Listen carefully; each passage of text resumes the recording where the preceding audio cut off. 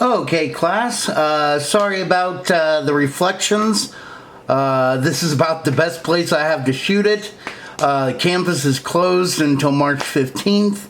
Once again, if you need time to take notes while you're doing this, just go ahead and pause it and write down what you need to know.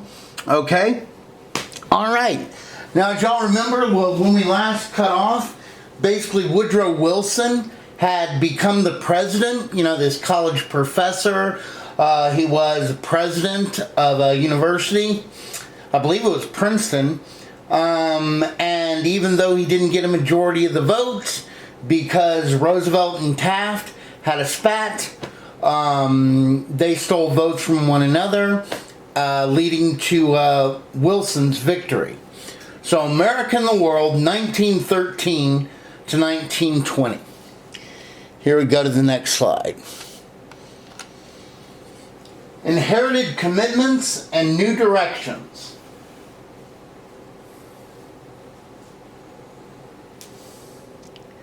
Ready for the next slide? Anti-imperialism, intervention, and arbitration.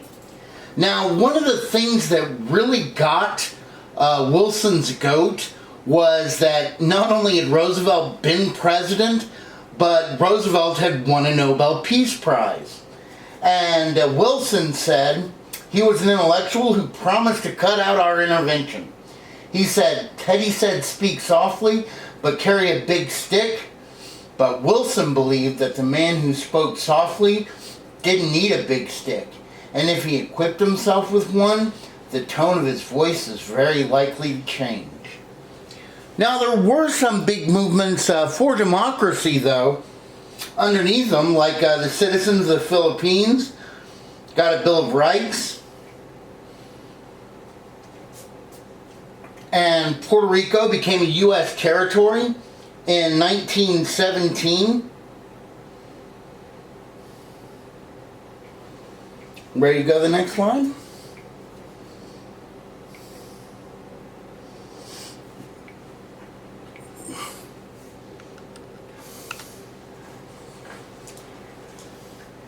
Now, Wilson became more involved in the Caribbean than had any president before him. Like in Nicaragua, we prop up a bad president, Adolfo Diaz, so the Brian Camacho Treaty, which gave the U.S. canal rights and a naval base, could be signed.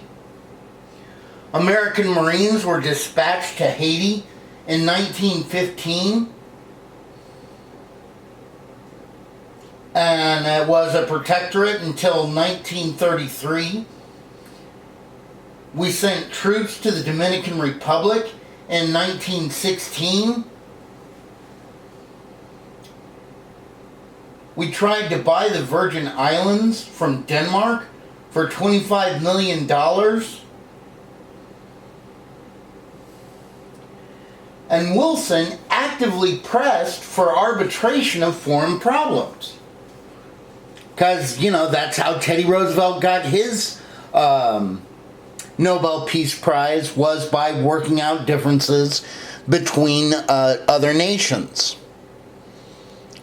Ready for the next slide? Now, Wilson and the Mexican Revolution. Now, Porfirio Diaz had stepped down from power in 1911 after revolutionaries Emilio Zapata in the north and Pascual Orozco and Francisco Pancho Villa in the north got people to take it to action. Now, the guy who became president was Francisco Madero. And he promised tierra y libertad, or land and liberty, but he wasn't supported by the army and thrown out in 1913. Well, the guy who was then made the president was a generalissimo by the name of Victoriano Huerta. And European leaders accepted it. American companies accepted it and liked the stability that he brought to Mexico. But Wilson didn't like it. Ready to go to the next slide?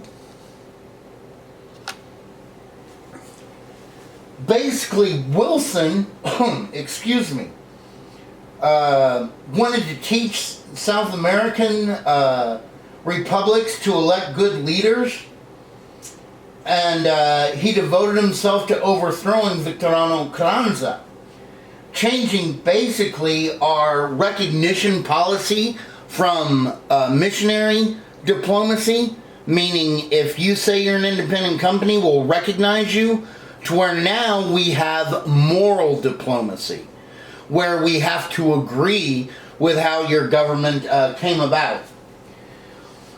Now, he was chomping at the bit to get America involved in it, and finally in April 1914, officials at Tampico arrested a few American sailors who had come ashore.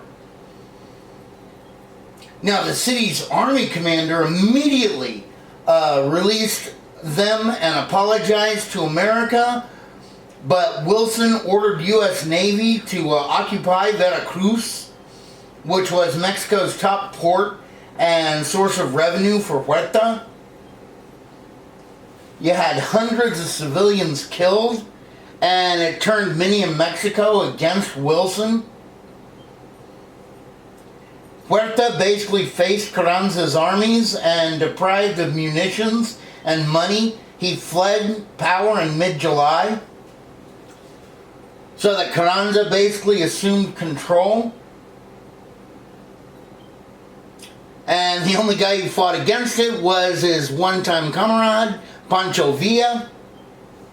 Wilson, meanwhile, because he liked Carranza, he freely supplied him with arms, ammunition, and money. Villa, of course, was facing defeat after defeat and running out of ammunition. So, in a daring move, he crossed the U.S.-Mexico border and attacked Columbus, New Mexico in March of 1916.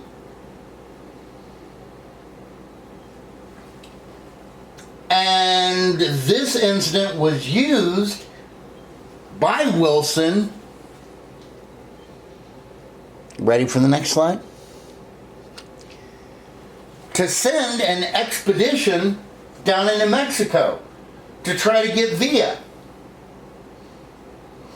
He sent about 7,000 men underneath General John Pershing, who earned the nickname Blackjack because earlier in his career he had been an officer of colored troops.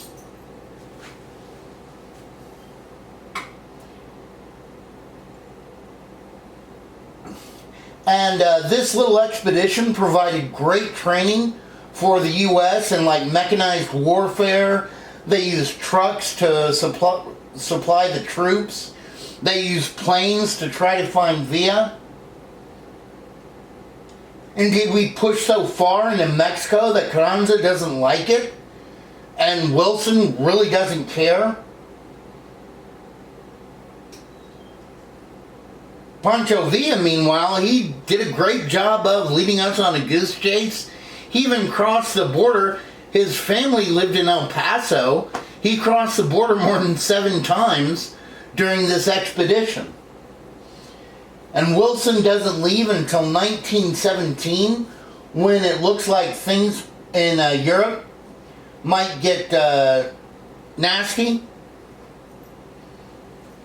And even though we leave Mexico, it leaves a deep resentment for America.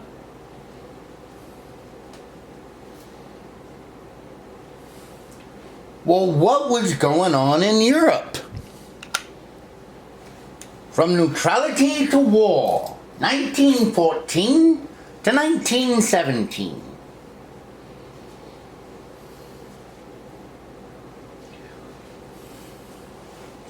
Ready for the next slide? The Great War in Europe.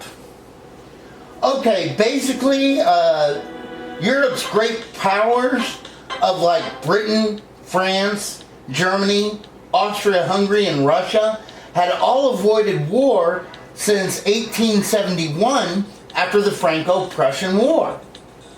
How was this done? Basically by the development of treaties and a massive buildup of arms. Indeed, Germany had a massive naval buildup that wanted to equal England. They were broken down into two different powers. The Triple Entente, which was made of Britain, France, Russia, and Japan. And you also had the Triple Alliance, which originally had Germany, Austria-Hungary, and Italy, even though Italy flipped sides.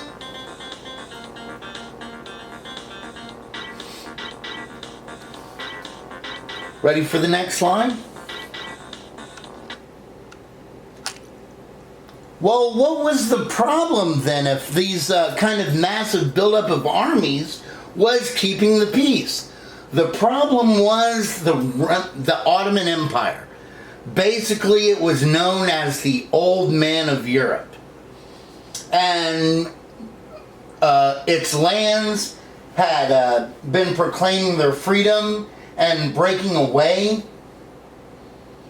And it was slowly dissolving. And the Balkans Peninsula had been breaking into numerous weak independent states. And what they have to do for survival is turn around and sign an alliance with either the Triple Entente or the Triple Alliance. Now, these nations were made of dissimilar ethnic groups that brought troubled alliances. And the son of the ruler, Archduke Ferdinand, Archduke Franz Ferdinand, decided he was going to go to Serbia and talk about, hey, giving them a little bit of independence, letting them be able to judge for themselves on some things, having a little bit of freedom, just a taste. And well, what he didn't realize was that there was a guy there by the name of Princip, who basically was done.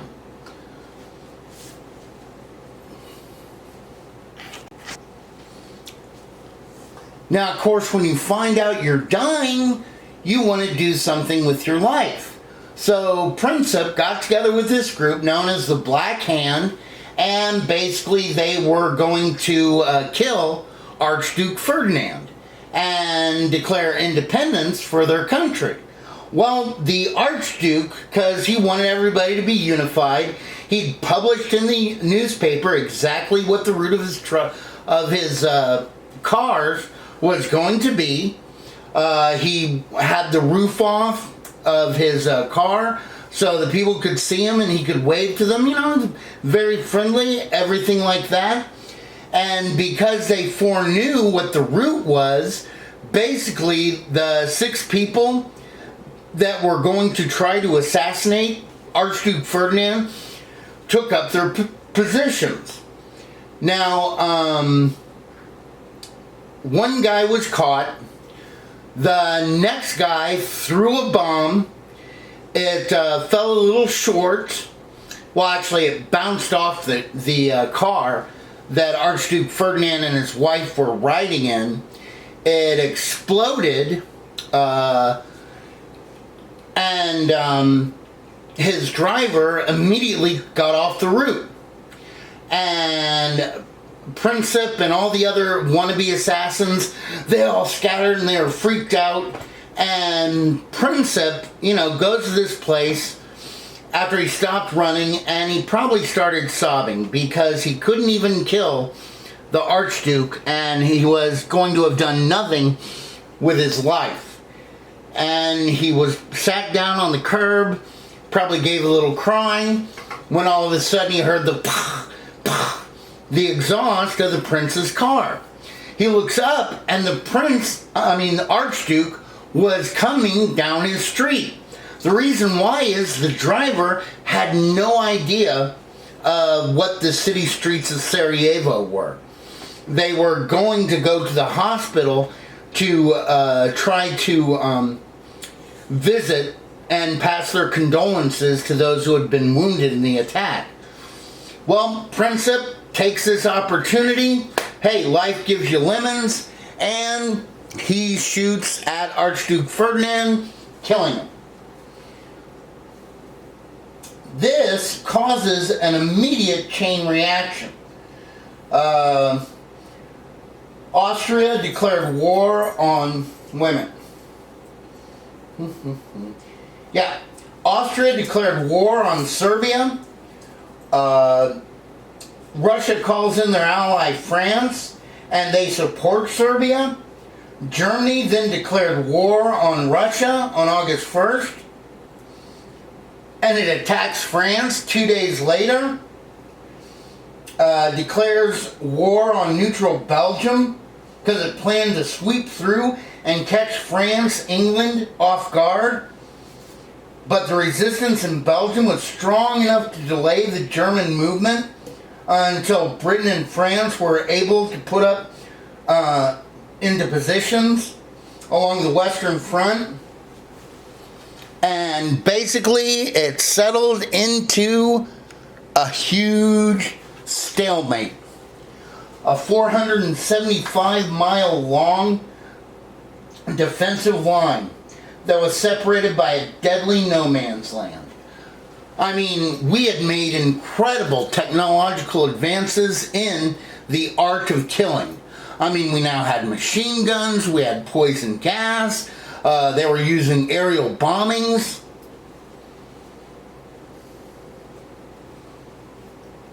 And basically, the lines remained pretty static. Ready for the next slide? Well, what's America gonna do? Well, American neutrality. Wilson urged all Americans to be neutral in fact as well as in name. He hoped America could set the standard as the brokers of peace. Now, in reality, most of the Americans were for England, but 8 million of the 97 million Americans had one or both parents from Germany or Austria, and 5 million Irish totally held England in disdain. So what England started to do was they started to flood America with pro-British propaganda, talking about how bad the Germans were. Ready for the next slide? Here we go.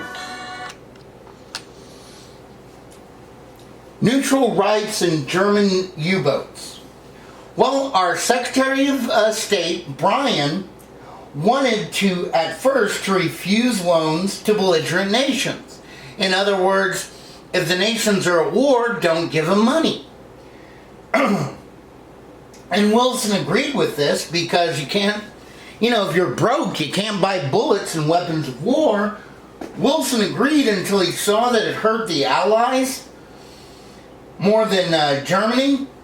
So he changed his stance to allowing countries to buy goods on credit as long as they took it off in their own ships. Now, an important neutral right was freedom of the seas. I mean, that's why we had gone to war with England with the War of 1812. We wanted there to be freedom of the seas, where neutral ships couldn't be attacked. Well, both England and Germany totally disagreed with this. They thought, hey, if it's the enemy's cargo ships or ships that are providing the enemy with goods and supplies of war, they need to be sunk. Ready for the next slide?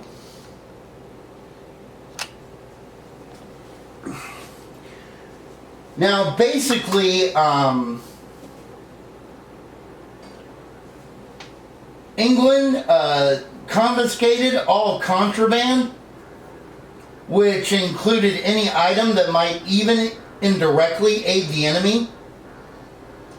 Germany, they began a blockade of the English Isles and enforced this with a totally new weapon, submarines or U-boats. Basically, this new type of weapon had to fight by a totally new set of rules because they're fragile.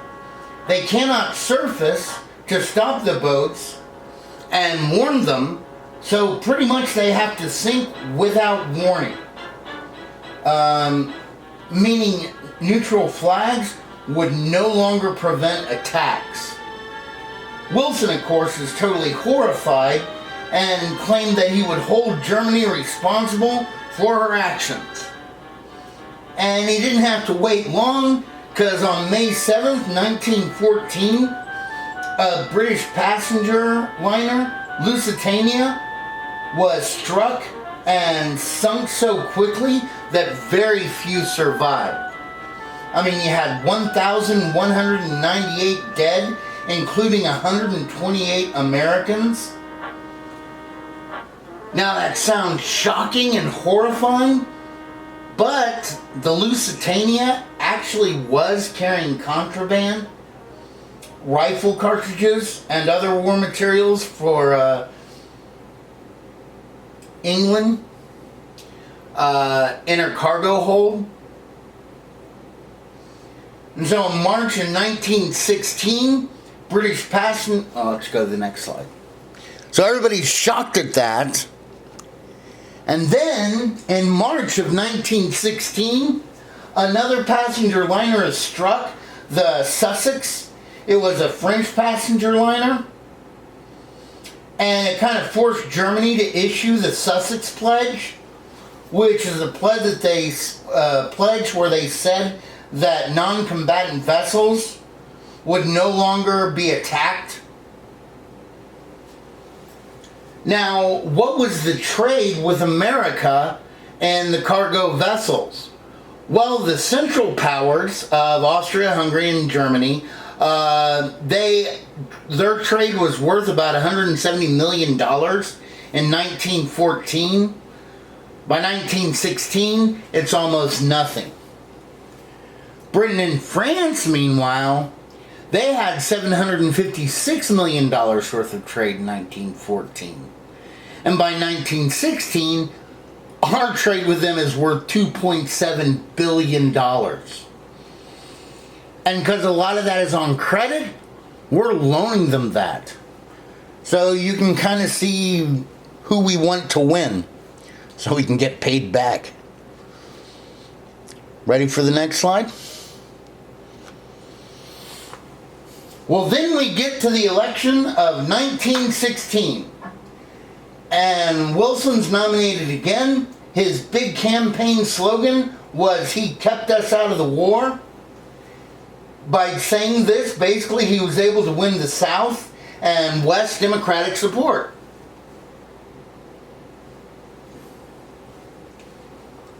But I know a lot of you are probably saying, but Professor Galloway, we kind of go to war in World War I, don't we? Well, yeah.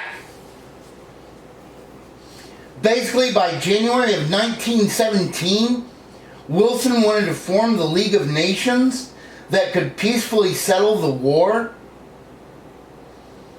England and France are interested, as was Russia. But Germany thought it was silly and impossible to have a peace without victory. Germany pretty much wanted to break the stalemate on the front and basically decided, hey, you know what? We got to go back to unrestricted submarine warfare because it's going to harm the Allies, and hope that basically the war might end before America could get into it. So on February 1st, 1917, they announced unrestricted submarine warfare. Wilson reacts by breaking off diplomatic negotiations on February 3rd. And 1 month later, the British just happened to give Wilson the Zimmerman telegraph. Now, basically, this was a telegram to Mexico from Germany asking for an alliance and asking Americans and saying that if they attack the Americans at the end of the war, they're going to be able to regain their lost territories of like Texas, California, New Mexico.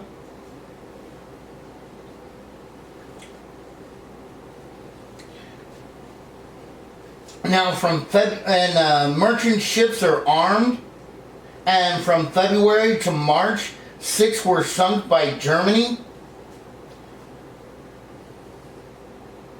So, what does America do? I'll let you know.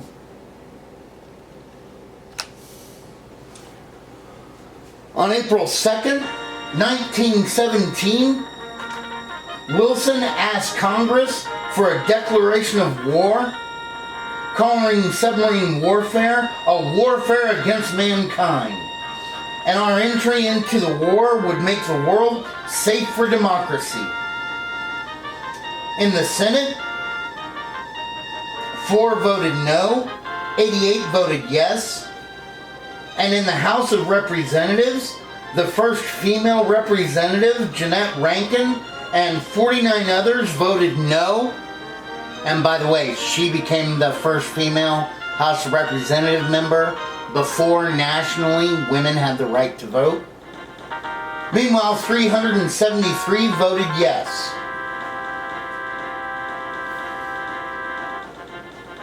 And in December, we also declare war against Austria.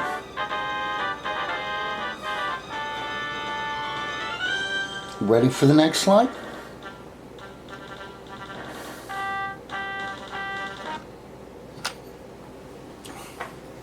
The home front.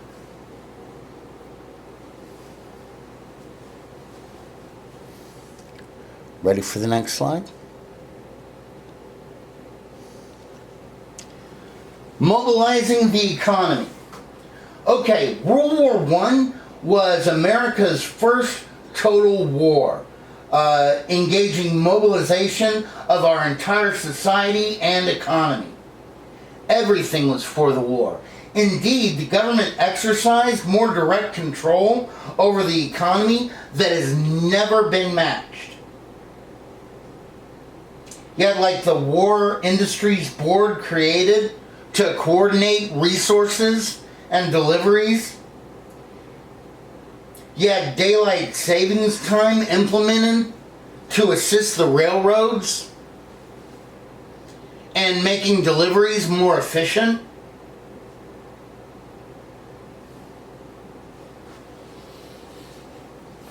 Ready for the next slide?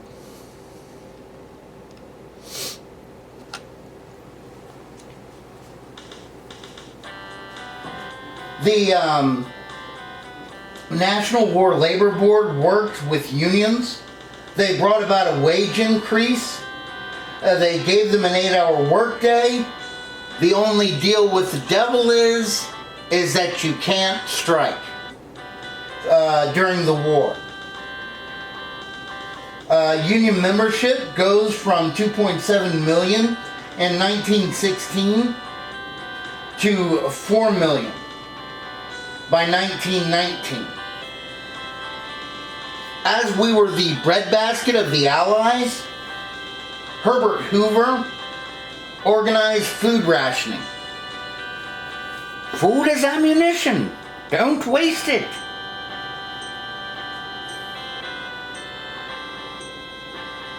Ready for the next slide?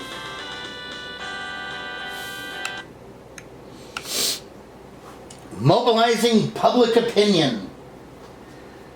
Wilson created the Committee on Public Information, or the CPI, that was headed by George Creel of the Creel Committee.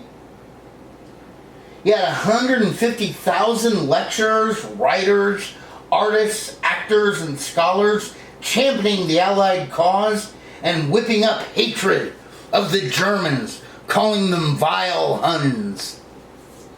Here you can see their shadowy figures, always going after the women with a kid. And only we can stop them.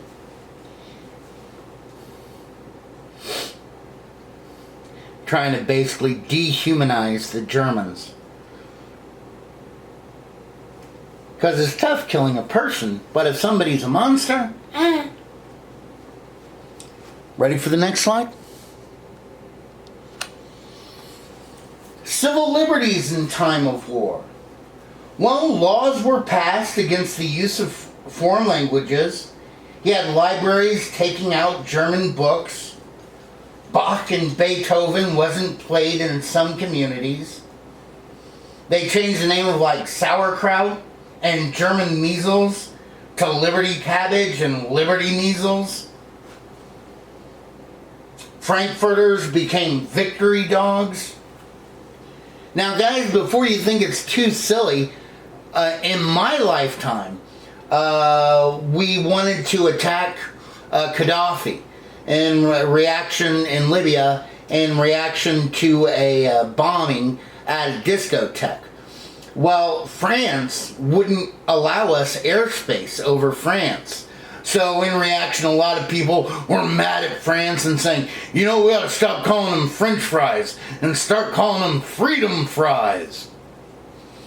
Now, also this fact, though, about German being unpopular, that really hit hard here in Texas because a lot of the hill country was settled by Germans, and they still published German newspapers, and a lot of people spoke German to each other. I mean, you still might find some of it around Fredericksburg, but now that German was no longer cool, it did a lot to diminish that language, and it killed off, sadly, a lot of those newspapers. The Espionage Act was passed in 1917, and the Sedition Act in 1918, both of which limited speech. The feds respond to the progressive socialist threat of Eugene Debs and his International Workers of the World by arresting them. And the Civil Liberties Bureau, which is a forerunner of the ACLU, was formed to fight against these threats. Ready to go to the next slide?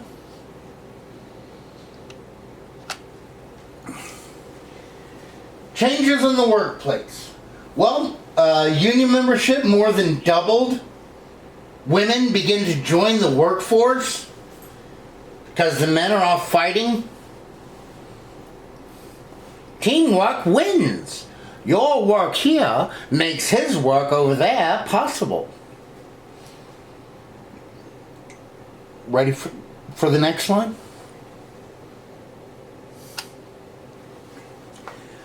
The Great Migration and White Reactions.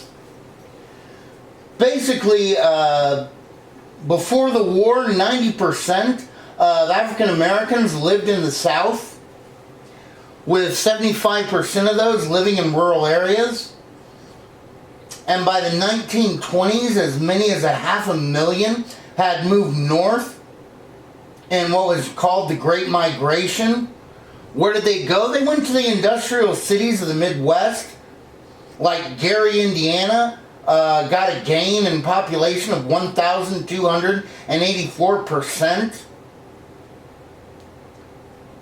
Well, what was drawing them up there? Well, guys, economic opportunity was attracting the migrants. Also, you had like the boll weevil that hit and wiped out many southern farmers in 1915 and 1916. So the demand for labor would pay for the hour, $1.50 to $2. What a black farmer or even a white farmer in the South used to take them a week to make that much money. Like Jackson, Mississippi, lost about half of its working class African Americans.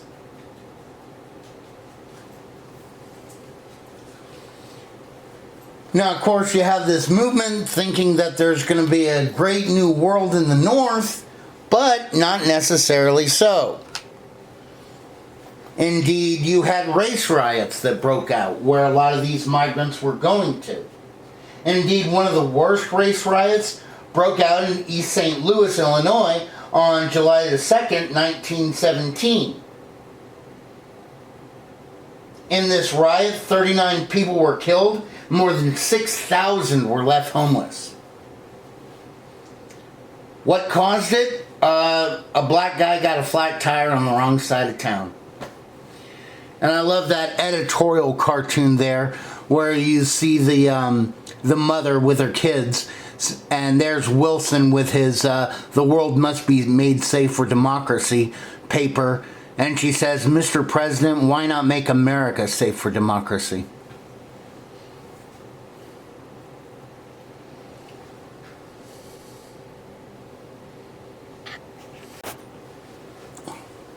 Okay, ready for the next slide?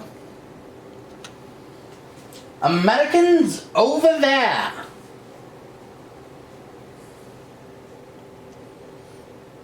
Ready for the next slide? Okay, now our Navy was prepared.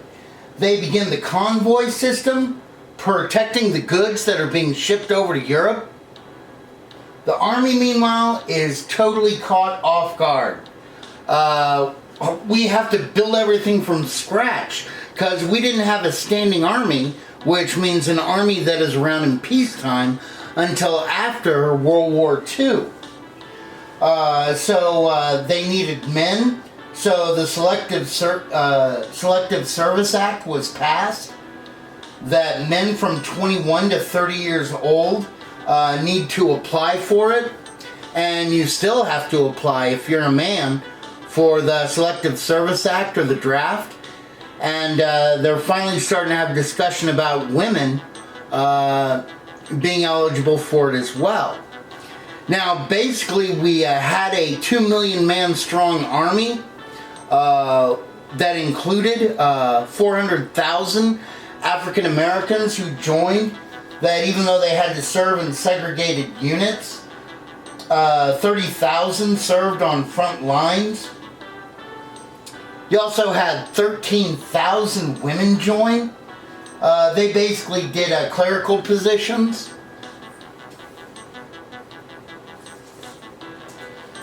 Ready for the next slide? Now, were the Americans needed? Yeah. The American Expeditionary Force arrived in June 1917 under the leadership of General John Pershing. And the Central Powers were desperately close to victory. There had been the Bolshevik Revolution in Russia that basically forced them to sign the Treaty of Brest-Litovsk, which gave Germany, Finland, the Baltic holdings, parts of Poland and the Ukraine, making up a third of its population. Germany got more than half of its industries, its fertile agricultural land, and one half of its European territory. And also, they no longer had to fight on two fronts. They could basically amass all their forces on the Western Front against France and England. And by May, they were within 50 miles of Paris.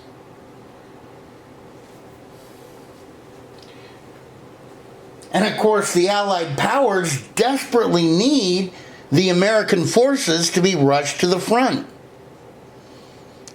Ready for the next slide?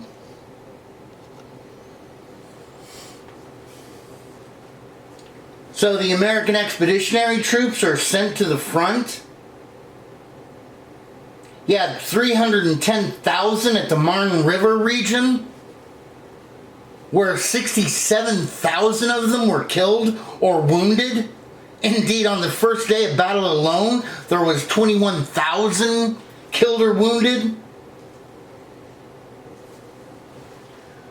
But we did launch off a counterattack in July.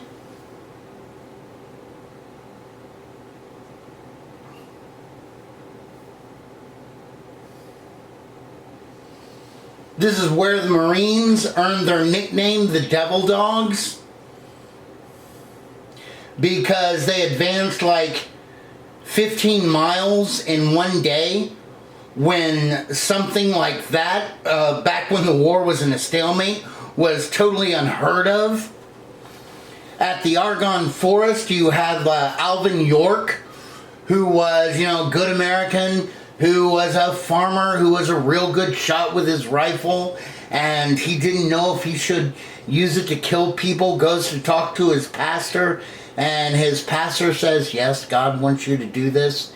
Anyway, he was in the Argonne Forest, and he came across a company of German soldiers of about 100, and because he was such a sharp shot, he was able to kill like 12 of them, forcing 88 men to surrender because they thought there was a much larger force.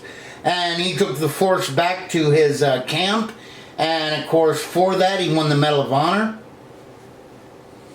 And he was kind of an all-American boy. Ready for the next slide? Well, we keep pushing them back. And remember, none of Germany had been invaded, but the German General Staff gets the German government to seek an armistice. So at the 11th hour, on the 11th day of the 11th month, in 1918, the guns fell silent. All at the cost of only 9 million dead. Germany, they lost 1.8 million. Russia lost 1.7 million. France lost 1.4 million. Austria-Hungary, 1.2 million. Indeed.